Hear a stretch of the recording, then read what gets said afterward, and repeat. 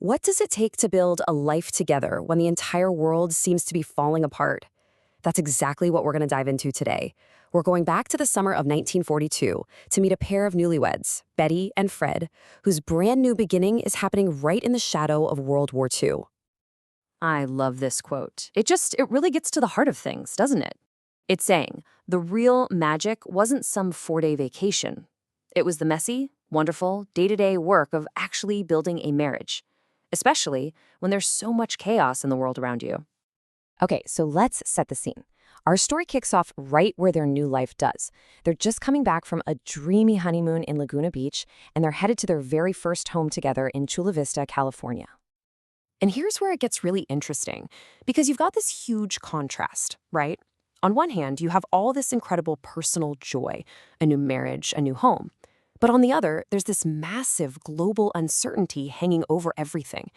And since Fred works at Roar Aircraft, a key player in the war effort, this conflict isn't some distant thing on the radio. It's literally on their doorstep.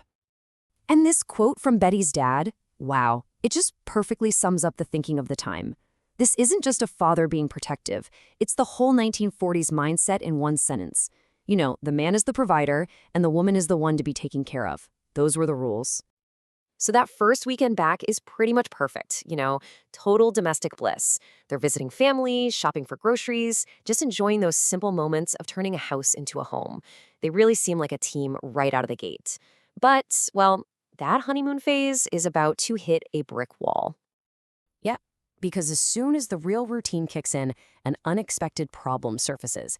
And it's one that challenges all those traditional ideas we were just talking about. Okay, so picture this. Monday morning, Fred heads back to his really important job at the aircraft factory. His day is structured, it's busy, it's full of purpose. Meanwhile, Betty unpacks wedding gifts, explores their small town, and by lunchtime, she's completely run out of things to do. The difference between their days it's just stark. And this is the core of the issue. You gotta remember, Betty was used to a different life. She was an educated woman, a junior high art teacher. She had a career, she had students, she had a passion of her own. For her, this quiet, empty house wasn't a sanctuary. It was starting to feel a lot more like a cage. So that night, she doesn't hide how she's feeling. She tells Fred straight up. And this is so important. This isn't her complaining about being a wife. It's a declaration that she needs more. This is a moment that could have easily blown up into a huge fight, but instead, it became a turning point for their entire partnership. And this is where you really see their partnership start to form. Fred doesn't dismiss her feelings. He doesn't get defensive. He actually listens. And then he comes up with a solution, one that could pretty much only exist because of the unique circumstances of a war. Turns out, Fred had been hearing at work that the engineering department was absolutely drowning in paperwork. You see, the war effort wasn't just about building planes. It was about managing this huge mountain of logistics. They needed organized, competent people, and they needed them like yesterday. So the solution he suggests is pretty genius. He tells Betty she should apply for a secretarial job at his plant. And just look at the benefits here. They're huge. She'd get to contribute to the war effort. She'd earn better pay than she did as a teacher. She'd get rid of a long commute. And maybe best of all, they'd get to do it together at the same place. A real team. And Betty doesn't hesitate for a second. She grabs this opportunity, ready to take the skills she honed in the classroom and apply them to the administrative offices of a factory. Oh, you have to love this quote from her interview. The vice president of engineering asks if she can handle mountains of paper, and her response is just fantastic. It's like she's saying, listen, I've managed a classroom full of teenagers. Your paperwork doesn't scare me. Just incredible confidence. And of course, she's hired immediately, right there on the spot. He asked her to start the very next Monday.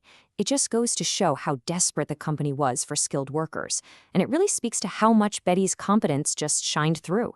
The war wasn't waiting, and neither were they. And her starting salary? $50 a week.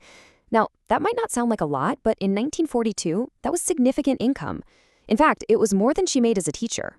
So this wasn't just about finding personal fulfillment, it was a really smart financial move for their new family. So when Betty comes out of that interview and tells Fred she got the job, he just sweeps her up into his arms. And his response says it all. We'll be a team. This wasn't just her victory, it was theirs. And so the real work began. the work of forging a truly modern partnership, figuring out this new reality where both of them had full-time, demanding jobs.